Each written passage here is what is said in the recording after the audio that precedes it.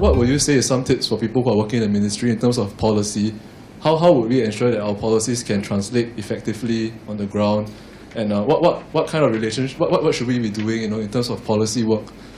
How should we be engaging those social workers on the ground? Some tips you would give us, and how can we ensure that what we plan can effectively be delivered to the end users on the ground? I think what would be helpful for people at the ground workers like us, is to actually have the time where you actually meet with us, okay, to maybe try out in a small area first.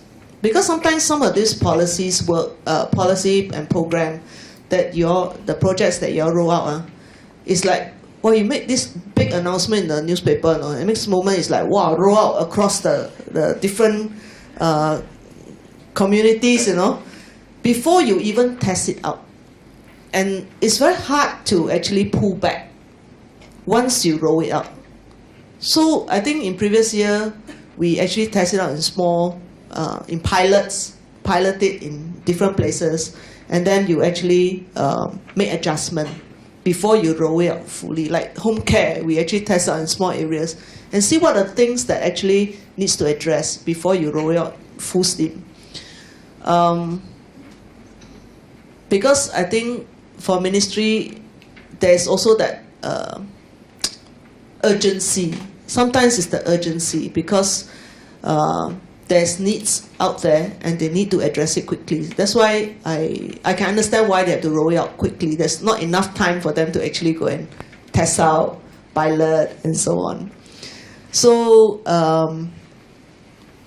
it will be helpful if you actually work with the stakeholders, because for every community is actually very unique. The demographics in every community is very unique. So you need to actually understand the ground. And I'm very happy to see the SSO office being set up in the community and the officers going out to understand the ground, because that is the right thing to do.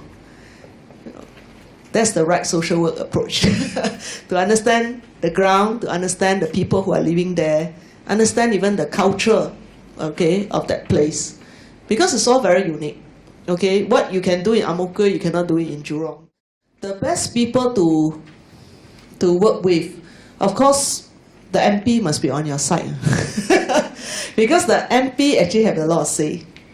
If you can have the MP on your side, actually you have a lot of resources that you can work with.